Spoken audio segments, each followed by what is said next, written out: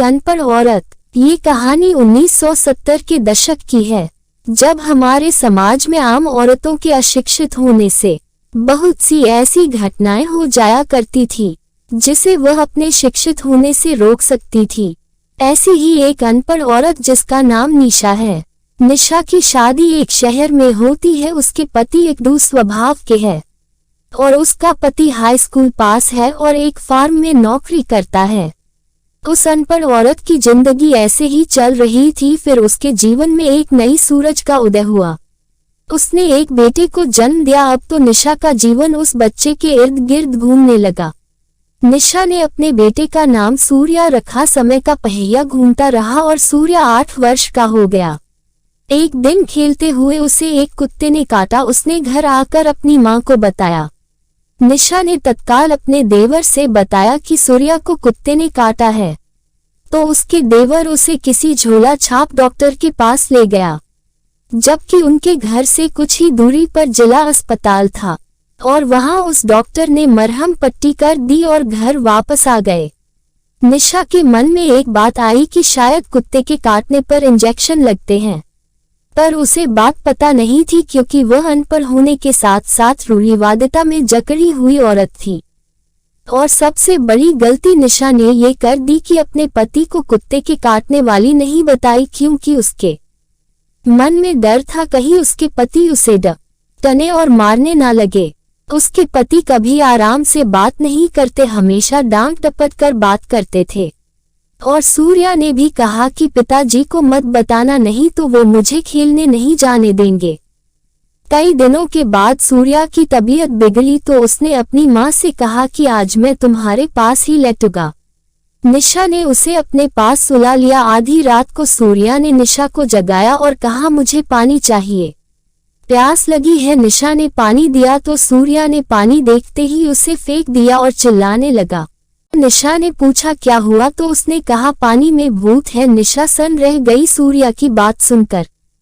चूंकि अब उसके शरीर में रेबीज वायरस ने पूरी तरीके से अटैक कर दिया था, इसलिए सूर्या ऐसे रिएक्ट कर रहा था। शोर सुनकर उसके घर के बाकी लोग भी आए और पूछने लगे क्या हुआ, तो निशा ने बताया तो उसके देवर ने कहा कि कुत्ते ने काटा था, कहीं ये उसका असर तो नहीं। ये सुनकर उसके पति तुरंत जिला अस्पताल ले गए, जहां डॉक्टरों ने कहा अब बहुत देर हो गई है। ये सुनकर निशा की हालत बिगड़ गई।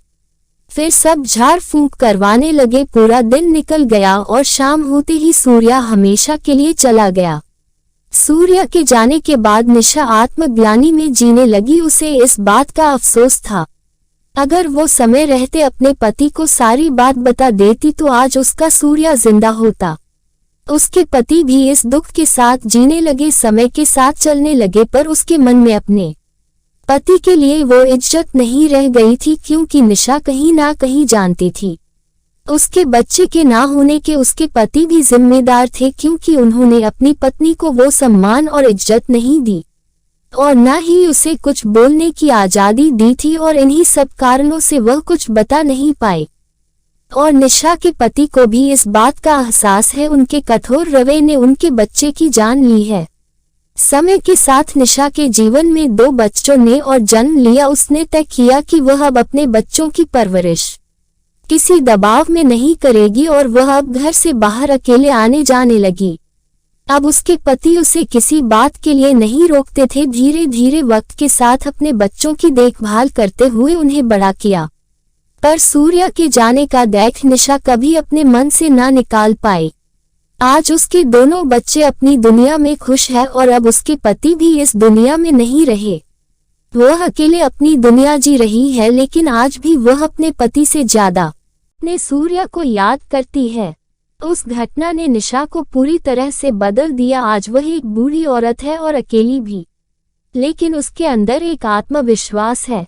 इस बात का उसे मलाल है कि अगर उसके पिता ने उसे शिक्षित किया होता या फिर उसके पति ने उसे आत्मविश्वास जैसे शब्दों से परिचित कराया होता तो उसकी जिंदगी में उसका सूर्या होता।